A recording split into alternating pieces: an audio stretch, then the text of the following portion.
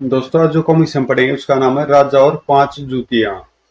ये गोयल कॉमिक्स वालों की स्टोरी है और ये बहुत ही बढ़िया कॉमिक्स है, इसलिए मैं पढ़ रहा हूँ इसको। तो पढ़ते हैं इसको। राजा और पांच जूतियां। उन दिनों चंदनगढ़ राज्य में राजा वर्षबान का शासन था। राजा वर्षबान और उनकी अति सुंदर पत्नी मर्गलोचनी पूरे राज्य में बहुत ही लोकप्रिय थे। वर्षपान का एक सेवक था मंगल। वह अत्यंत बलिष्ठ शरीर का स्वामी था। उसका एक ही काम था राजा का पलंग बिछाना। एक रोज पलंग बिछा देने के पश्चात, यह कैसा कोमल व सुगंध मखमली गद्दा है। महाराज के आने से पूर्व एक बार मैं यहाँ लेट कर देखूं। ऐसा सोचकर मंगल ने कमरे में अंधेरा कर दिया और राजा के पलंग पर लेट गया। वाह, कैसा सुखद व आनंददायक बिछौना है। इस बिस्तर पर तो सपने भी बड़े मजेदार आते होंगे। मगर कुछ ही देर में मंगल को मीठी नींद ने आ गिरा। ये वह आने वाली मुसीबत से बेखबर सो गया। तभी रानी मर्गलोचनी ने संकट में प्रवेश किया। आज महाराज की तबीयत ठीक नहीं है, शायद इसलिए पहले ही सो गए हैं। मुझे भी प्रकाश करके महाराज की निद्रा में व्यवधान डालना उचित नहीं है। ऐसा सोचकर मर्गलोचनी मंगल को अंधेरे में वर्षमान समझकर उसी बगल में लेटकर सो गई। कुछ देर बाद जब राजा वर्षपान कमरे में आया तो रानी मर्गलोचनी को किसी अजनबी के साथ सोते देखकर ठगा सा रह गया। अरे यह तो मंगल है। तो यह उल्टा इसके बलिष्ठ शरीर पर मोहित थी। ओह, मगर मेरे पलंग पर ऐसा दुस्साहस। महाराज ने आओ देखा न ताओ क्रोध में भरकर उन्होंने खूबसूरत मर्गलोचनी की गर्दन धड़ से अलग कर दी। बेवफा गद्दार औरत, तेरी यही सजा, ले भुगत। खच की भयानक आवाज सुनकर मंगल की आंखें खुली। पहले तो यह कुछ समझ नहीं पाया, मगर जब उसकी दृष्टि रक्त रंजित तलवार हाथ में थामे वर्षबान पर पड़ी और पलंग पर रानी मर्गलोचनी का सिर कटा देखा तो वह भय से कांप उठा। हे भगवान, अनर्थ हो गया। महाराज ने रानी जी का सिर काट डाला, मैं इसका कारण हूँ। वह महाराज वर्षबान के सम्मुख गिड़गिड़ाने लगा। महाराज क्षमा करे, रानी जी को तो आपने निरपराधी मार दिया। उनकी कोई गलती नहीं थी। सारा अपराध तो मेरा ही था प्रभु। नहीं, तुम्हारा कोई अपराध नहीं है मंगल। तुम निर्भय रहो। दोस्त तो इस जहरीली नागिन का ही है। यह खूबसूरत भी तो इतनी थी कि अच्छे भले आदमी का भी ईमान खराब कर देती। नहीं महाराज, आप बड़ी जबरदस्त गलतफहमी के शिकार हो गए हैं और इस सब का कारण मैं हूँ। मेरे कारण लोकप्रिय रानी की हत्या हो गई। देखो, मैंने तुम्हें क्षमा किया है, तो इसका मतलब यह नहीं कि तुम इस नीच की वकालत करो।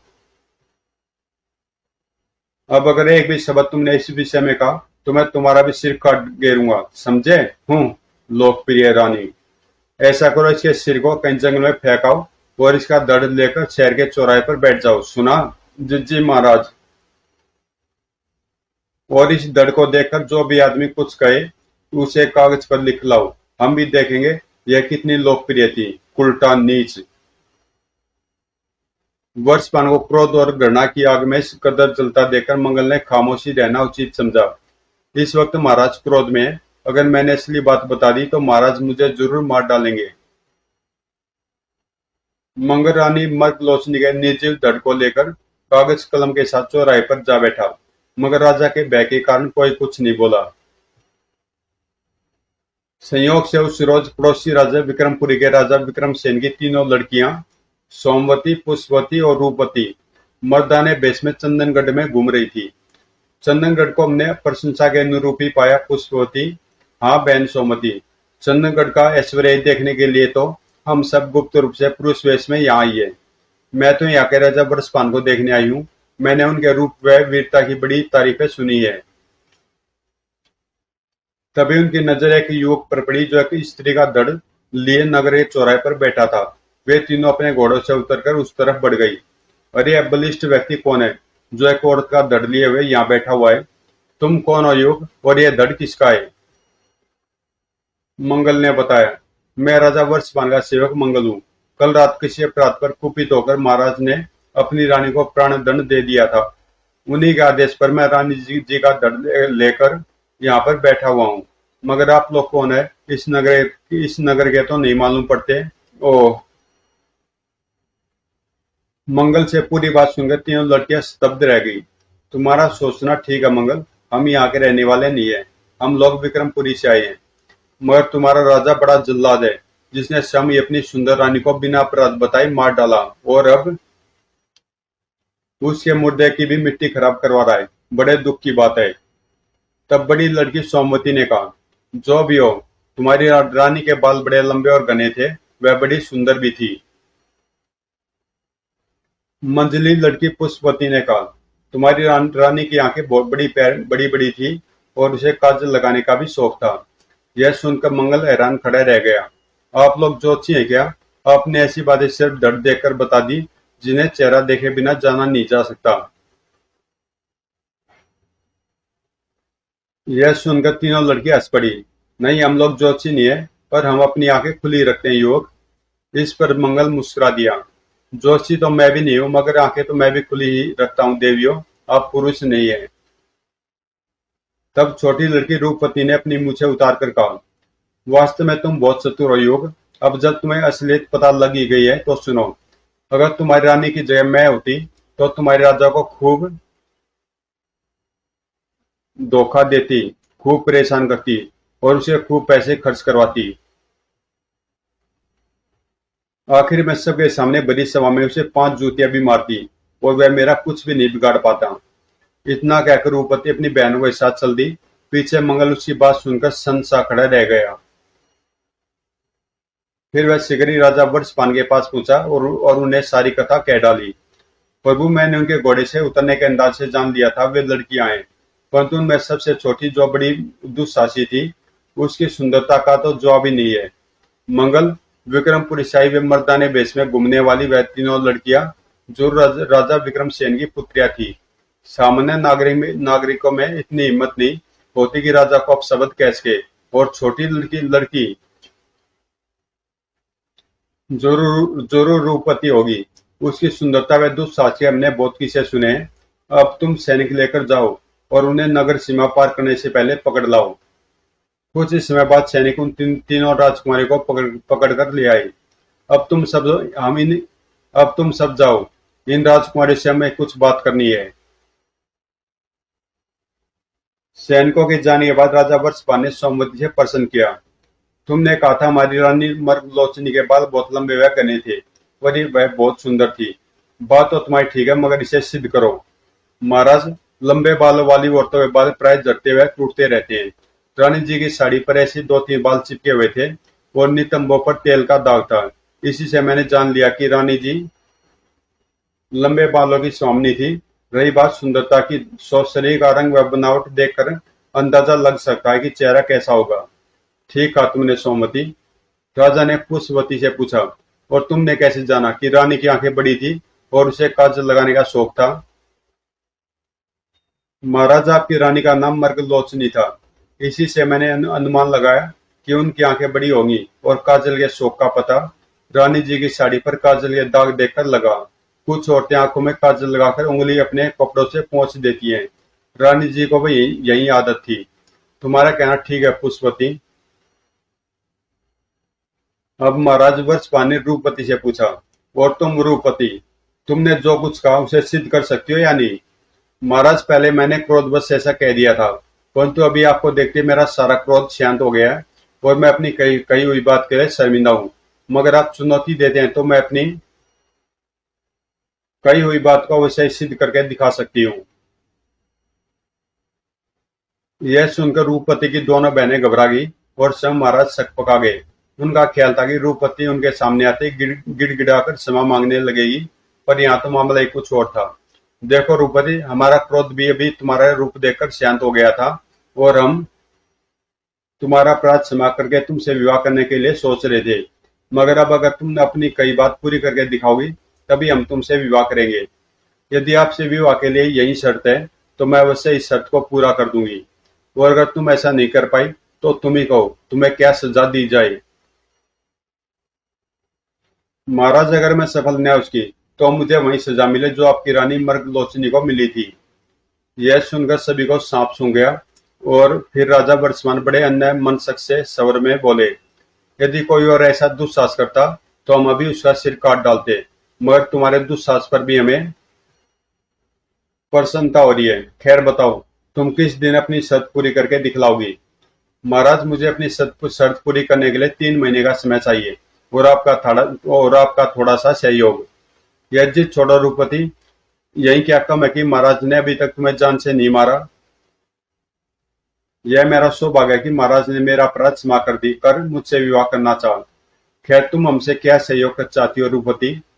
महाराज, मैं चाहती हूँ कि मेरे रहने रहने के लिए आप सिगरी नदी नदी के किनारे एक छोटा सा सुंदर महल बनवा दे। जब तक शर्त पूरी न हो, मैं वहीं रहूंगी। और और और मुझे अपनी शर्त पूरी करने के लिए आप 18,000 स्वर्ण मुद्राएं मुझे दे दें, ताकि आवश्यक खर्चों में मुझे परेशानी न हो। महाराज मुस्कुराए। अगर मैं यह सहयोग दूंगा, तो तुम्हारी शर्त का एक हिस्सा तो वैसे ही पूरा हो जाएगा। आप बोलते हैं महाराज, मैं राजकुमारी हूँ। अपने खर्चे के लिए 15-20 सहस्त्र स्वर्ण मुद्राएं मैं अपने पिता से भी ला सकती हूँ, पर उसमें जरा वक्त लगेगा। इसलिए मैंने आपसे कहा। तुम्हारी बात ठीक है, और फिर मेरा खर्चा करवाने वाली बात उतनी महत्वपूर्ण नहीं है। यह मेरे सहयोग से पूरी भी हो जाए तो कोई बात नहीं। असल बात तो बड़ी सभा में मुझे 5 जूतियां मारने की है, इसलिए हम खर्चा देने को तैयार हैं।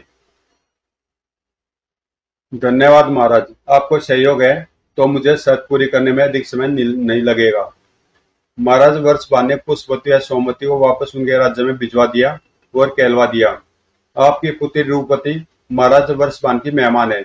या तो वो जिंदगी भर वापस नहीं आ पाएंगी, या 3 माह बाद राजा वर्षपाल आपसे रूपवती का हाथ मांगेंगे।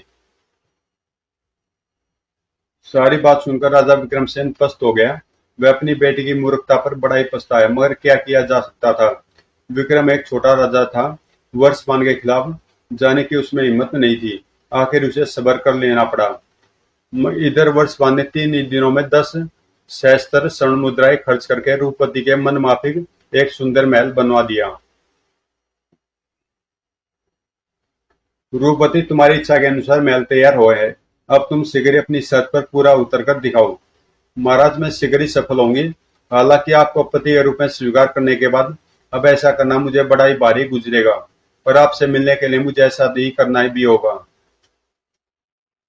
मेरा पुरुष भी जब तक स्त्री के जूते खाने की बात सुनता है तो तिल मिला उठता है, पर तुम्हें दूर देखकर मन होता है तुम जल्दी ही सफल हो जाओ तो अच्छा है।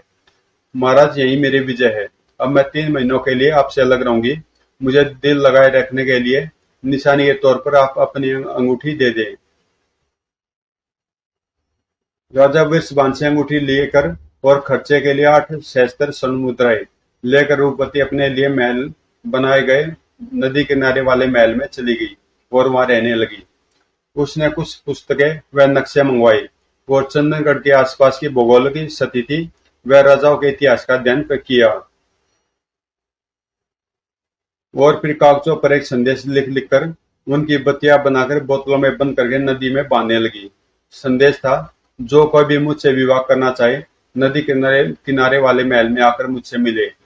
अब मेरी योजना अनुसार काम हो जाए तो बात बने। और बात बनी माधव नाम के बंजारा, जो उस नदी में नहा रहा था। उसने पानी में बहती जा रही एक बोतल देखकर उत्सुकतावश उसे पकड़कर खोल दिया, और उस बोतल में बंद कागज की बत्ती को खोलकर पड़ा। जिसे भी मुझसे शादी करनी हो, नदी के किनारे वाले महल में आकर मुझसे मिले। कमाल है, यह संदेश कौन भेज रही है? और पता नहीं उस लड़की पर क्या मुसीबत आ पड़ी है, जो ऐसे विचित्र तरीके से शादी का पैगाम भेज रही है। जो भी हो, मैं एक बार उससे मिलकर तो आऊं। और वह बंजारा माधव नदी के बहाव की उल्टी दिशा में रूपवती को ढूंढता हुआ चलने लगा। पानी के बहाव के साथ साथ यह बोतल यहाँ आई थी, यानी वह लड़की कहीं पीछे रहती होगी। चल करके देखता हूँ। और आखिर माधव रूपवती के महल में जा पहुंचा। रूपवती का सौंदर्य देखकर उसके मुख से बोलने फूटे, आप, अगर तुम मेरा संदेश पढ़कर यहाँ आए हो तो तुम्हारा स्वागत है, और अगर वैसे ही संयोग से यहाँ गए हो तो यहाँ से वापस चले जाओ। देवी, अगर पानी में बोतलें बहाकर शादी का संदेश देने वाली आप ही हैं, तो मैं आप ही का संदेश पढ़कर आया हूँ। हाँ, मैं संदेश भेजने वाली मैं ही हूँ। आओ, तुम्हारा स्वागत है। क्या मैं जान सकता हूँ कि सुंदरी, तुमने ऐसे विचित्र तरीके से शादी का संदेश क्यों भेजा? हाँ सुनो, मेरे साथ शादी करने वाले को मेरी 4 शर्तें पूरी करनी होगी। उन शर्तों को पूरा करना किसी चतुर और दुस्साहसी व्यक्ति के ही बस का है, और मुझ तक कोई चतुर और दुस्साहसी व्यक्ति पहुंचे, इसीलिए मैंने विवाह का संदेश प्रसारित करने का यह विचित्र तरीका अपनाया। तुम्हारे यह संदेश मैं गुप्त रखना चाहती थी। गुप्त? वह क्यों? इस सब से तुम्हें कोई मतलब नहीं होना चाहिए। मुझसे संबंधित कोई प्रश्न तुम नहीं करोगे, अन्यथा मैं तुमसे विवाह नहीं करूंगी। देवी, तुम्हारी हर बात रहस्यपूर्ण है, तो भी मैं तुमसे हर कीमत पर विवाह करना चाहता हूँ। तुम अपनी 4 शर्तें मुझे बता दो। सुनो, मेरी पहली 2 शर्तें सुनो। पहले, तुम्हें किसी तरह यहाँ के राजा वर्षबान से दोस्ती करनी होगी। दोस्ती भी ऐसी कि वह तुम्हारे बिना रह न पाए। यह तुम क्या कह रही हो देवी? कहाँ राजा भोज और कहाँ गंगू तेली? भला राजा और गरीब बंजार की मित्रता कैसे संभव है? तुम्हारी यह अकेली शर्त 100 के बराबर है। भला महाराज मुझसे क्यों दोस्ती करेंगे, वह भी ऐसी घनिष्ठ कि मेरे बिना रह न पाए? काम कैसे होगा यह सोचना तुम्हारा काम है, मेरा नहीं। तो अभी अगर तुम समझ सको तो सुनो। असाधारण कार्य करने के लिए असाधारण बनना पड़ता है। अगर तुमने यह मूल मंत्र समझ लिया तो यह काम तुम्हारे लिए कठिन नहीं होगा। देवी, में तो कुछ समझ में नहीं आ रहा।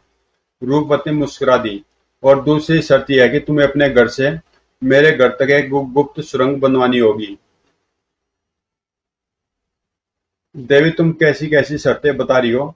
मैं तो बन जा रहा हूँ, मेरे घर बार का तो ठिकाना ही नहीं। और सुरंग?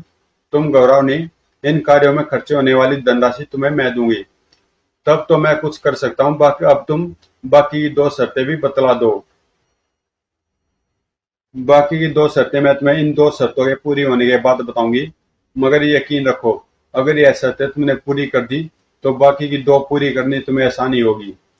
देवी, तुम तो रहस्य पर रहस्य पैदा करी हो। यह क्या गोरख धंधा है? सुरंग, राजा से दोस्ती, तुम चाहती क्या हो? मैंने तुम्हें बताया था ना कि तुम मेरे विषय में कोई प्रश्न नहीं करोगे। ओ सुंदरी, तुम्हारी माया तुम ही जानो। मुझे तुम्हारी सारी शर्तें गड़बड़ और रहस्यपूर्ण मालूम पड़ती है, पर तुम्हें पाने के लिए तो मैं कुछ भी कर सकता हूँ। तो फिर ठीक है। याद रखना, इन 2 शर्तों के पूरा होते ही रूपवती आदि तुम्हारी हो जाएगी। इसी उम्मीद पर तो मैं इस असंभव काम को भी करने के लिए तैयार हो गया हूँ। रूपवती ने आवश्यक खर्च माधव को दे दिया और कहा, इन दोनों शर्तों को पूरा करने के लिए मैं तुम्हें 1 माह का समय दे सकती हूँ। देवी, यद्यपि इन कठिन शर्तों को पूरा करने के लिए 1 महीने का समय काफी नहीं है, तो भी मुझे मंजूर है। तो फिर जाओ। अब शर्तें पूरी हो जाने के बाद ही यहाँ आना। और याद रखो कि असाधारण काम करने के लिए असाधारण बनना भी पड़ता है। मैं तुम्हारी बात का मर्म समझने की कोशिश करूंगा देवी। रूपवती को दी हुई धनराशि से माधव ने अपने घर को महल बना दिया। अच्छे वस्त्र आभूषण और कुछ दास दासियां खरीदे और गुप्त रूप से अपने महल से रूपवती के महल तक सुरंग बनवानी शुरू कर दी। रूपवती के कहने के अनुसार मुझे असाधारण बनना ही होगा। मैं नगर में अपने असाधारण होने का प्रचार करवाता हूँ। जल्द ही सारे नगर में खबर फैल गई। अरब से कोई बड़ा ही धनी सौदागर आया हुआ है। हाँ, सुनते हैं उसने यहाँ रहने के लिए बड़ा ही शानदार महल बनवाया है। महल तो महल, दासिया खूबसूरत गुलाम तो सदा उसके साथ रहते हैं। वह हीरो का सौदागर है। और ख्वाजा अल फुरकान उसका नाम है। यह खबर उड़ते उड़ते राजा वर्षबान तक भी पहुंची। मंत्री जी, सुनते हमारे नगर में अरब देश से कोई बहुत ही चर्चित सौदागर आया हुआ है। जी हाँ महाराज, उसका नाम अल फुरकान है। वह हीरो का सौदागर है। सुना है उसके पास बड़े दुर्लभ और कीमती हीरे हैं। माधव के जासूसों ने यह खबर माधव तक पहुंचाई। सरकार, आज आपकी चर्चा महल में राजा साहब ने किया। सब आपको लेकर जिज्ञासा महसूस करते हैं। यही तो मैं चाहता था। तुम कल दरबार में दूत भेजो और कहो कि हम राजा वर्षपान के दर्शन करना चाहते हैं। राजा वर्षपान ने जब दूत की बात सुनी तो वे बहुत प्रसन्न हुए। वे स्वयं एक बार उस सौदागर को देखने के उत्सुक हो गए थे। उन्होंने तुरंत कहा, हम तो स्वयं तुम्हारे स्वामी से भेंट करना चाहते हैं। यदि वह भी ऐसी इच्छा रखते हैं तो ये हमारा सौभाग्य है। मंत्री जी, आप स्वयं जाए और ख्वाजा जी को लेकर आए। जैसी महाराज की आज्ञा है। मैं ख्वाजा जी के स्वागत में कोई कमी नहीं छोड़ूंगा। नियत समय पर बड़े रोब-दाब से ख्वाजा अल फुरकान उर्फ माधव ने अपने कुछ सुंदर स्वस्थ और उत्तम वस्त्र पहने हुए दास दासियों के साथ महल में प्रवेश किया। मंत्री जी उन्हें शाही सम्मान के साथ लाए और स्वयं राजा वर्षपान ने खड़े होकर माधव का स्वागत किया। आइए आइए ख्वाजा साहब, राजा वर्षपान आपका स्वागत करता है।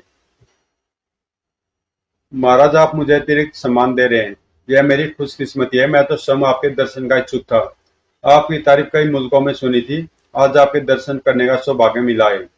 आप तो इतनी तारीफ करके मुझे शर्मिंदा कर रहे हैं। नहीं महाराज, यह तो आपकी मानता है। आपकी सेवा में पहली मुलाकात का एक छोटा सा नजराना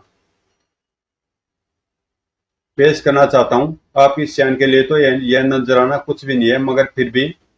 माधव ने इतना कहकर ताली बजाई। उसकी एक बड़ी सुंदर दासी हाथ में कीमती थाल लिए आगे आई। थाल पर लाल मखमल का कपड़ा ढका हुआ था। माधव ने थाल पर से मखमल का कपड़ा हटाया तो उसके नीचे थाली में जगमग करते एक बड़े से खूबसूरत हीरे को देखकर सबकी आंखें फटी रह गई। महाराज, यह हीरा पहले सिकंदर की महबूबा के ताज में लगा था, फिर मिस्र और कुस्तुनतुनिया होते हुए लेबनान पहुंचा, और फिर जूलियस सीजर की तलवार की मूठ में लगा दिया गया। बाद में कई लूटपाटों के बाद यह चंगेज खान के पास चला गया था। ओह, चंगेज खान से हमारे अरब देश के सुल्तान खलीफा हारून उल रशीद के पास पहुंचा, और उन्होंने खुश होकर मुझे इनाम में दे दिया। इसकी कीमत 11 करोड़ दिनार है। इतने कीमती हीरे की बात सुनकर पूरी सभा के मुंह आश्चर्य से खुले रह गए। यह तो तुम्हारी मानता मित्र, जो इतना कीमती तोहफा भी छोटा सा कहकर दे रहे हो। सिर्फ माधव जानता था उसने 2 सहस्त्र स्वर्ण मुद्राओं के बदले वह नकली नकली हीरा तैयार करवाया था। मौका देकर वह कहने लगा, महाराज, जब आपने मुझे मित्र कहा है तो हम तोहफे की कीमत से क्या लेना। मित्र के लिए सब हाजिर है। महाराज वर्षवान खुशी से फूले न समाये। वे तुरंत उठकर माधव से गले मिले। तुम सा मित्र पाकर हम धन्य हो गए ख्वाजा। धन्य तो मैं हुआ महाराज, आपसे मित्रता करके। सारी सभा भाव विवल हो जय जयकार कर उठी। राजा वर्षपान ने माधव को उस दिन खाना खाए बिना न जाने दिया। मित्र, आज रात्रि को भोजन किए बिना जाओगे तो मैं नाराज हो जाऊंगा। उस दिन के बाद तो महाराज वर्षपान की मुलाकातें अक्सर माधव से होने लगी। वे अपना खाली वक्त बातें करने व मनोरंजन से गुजारने लगे। माधव अपनी सौदागरी के झूठे किस्से गढ़ गढ़ कर सुनाता रहा। महाराज धीरे धीरे उससे प्रभावित होते गए। और महाराज, इस तरह मैंने फिलीपींस के बादशाह की रत्न जड़ी तलवार केवल 3 करोड़ 80 रुपयों में खरीद ली, जिसे बाद में मैंने 7.5 करोड़ स्वर्ण मुद्राओं में बेचा। वाह मित्र, तुम अपने व्यापार में वाह मित्र, तुम अपने व्यापार में बहुत चतुर हो। अद्भुत। धीरे धीरे महाराज वर्षपान की यह हालत होगी कि जिस रोज माधव उर्फ ख्वाजा अल फुरकान ने आता, महाराज अपना दूध उसके महल पर भेज देते। ख्वाजा साहब, महाराज ने आपको याद किया है। आप जरूरी कामों से निपटने के बाद साथ चले। मैं रथ लेकर प्रतीक्षा कर रहा हूँ। ओह, जरूरी कामों में उलझ जाने के कारण मुझे देर होगी, पर मित्र के लिए काम की क्या, हम अभी साथ चलते हैं। महीने भर में महाराज वर्षपान से माधव की दोस्ती इतनी गाढ़ी हो गई कि उन्हें दिन में 2-3 बार माधव से मिले बिना चैन नहीं आता था। इधर माधव के घर से रूपपति के महल तक सुरंग भी बनकर तैयार हो गई थी। माधव ने रूपपति से जाकर मुलाकात की। देवी, तुम्हारी 2 शर्तें पूरी हुई। सारी बात सुनकर रूपपति बड़ी प्रसन्न हुई। शाबाश माधव, मगर अब तुम जब भी मुझसे मिलो सुरंग के रास्ते से आया करो। रूपवती ने माधव के कंधे पर हाथ रखकर अपने हाथों से उसे शरबत पिलाया। आज रूपवती आदि तुम्हारी हो गई माधव। माधव की बुद्धि जड़ हो गई। उसने उत्साह में आकर कहा, रूपवती, अब मैं और प्रतीक्षा नहीं कर सकता। तुम जल्दी से अपनी 2 शर्तें कहो, मैं उन्हें पूरी करूंगा। रूपवती माधव का धीर होते देख हंसी। बताती हूँ माधव, बाकी की 2 शर्तें पूरी करना तो अब तुम्हारे लिए बच्चों का खेल होगा। रूपवती ने वर्षपान से निशानी के तौर पर ली हुई अंगूठी माधव को दे दी। तुम्हें यह अंगूठी पहनकर राजा से चौपड़ खेलनी होगी। इस तरह की राजा की नजर इस अंगूठी पर जरूर पड़ जाए। यह भला क्या शर्त हुई देवी?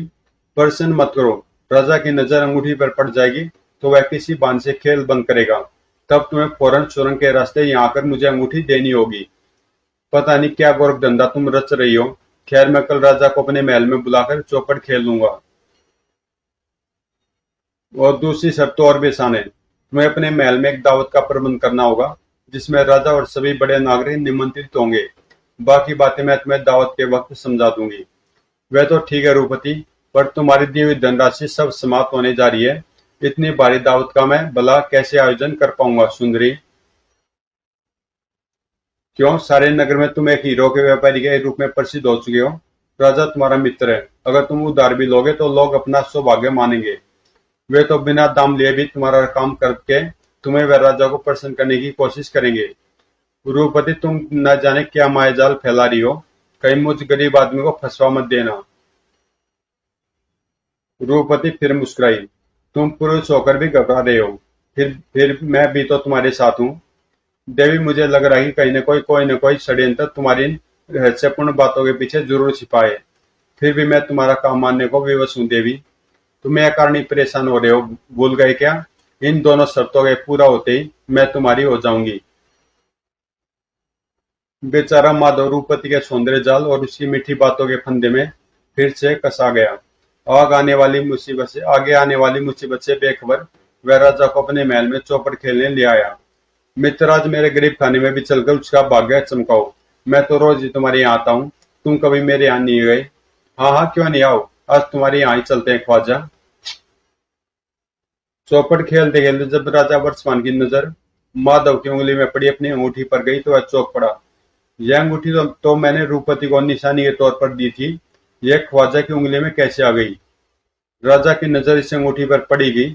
आखिर मेरा काम खत्म हुआ, अब देखूं यह क्या कहता है। राजा का मन फिर खेल में न लगा। यह अंगूठी ख्वाजा अल फुरकान के पास कैसे पहुंची? कहीं रूपति अल फुरकान के साथ? नहीं नहीं, मगर फिर अंगूठी, मुझे रूपति से जाकर मिलना होगा। क्या बात है मित्र, तुम कुछ परेशान से हो, तुम्हारा मन खेल में नहीं लग रहा है। हाँ, मेरे सिर में दर्द हो रहा है दोस्त, क्षमा चाहता हूँ, मैं चलूंगा। सिर में दर्द हो रहा है और तुम जाना चाहते हो? नहीं नहीं, तुम यहीं विश्राम करो, मैं किसी कुशल वैद्य को बुलवाता हूँ। नहीं नहीं दोस्त, परेशान मत हो, मेरे सिर में प्राय ऐसा ही दर्द अक्सर हो जाया करता है, जो अकेले घूमने पर ठीक भी हो जाता है। क्षमा करना, मुझे अकेले ही जाना होगा।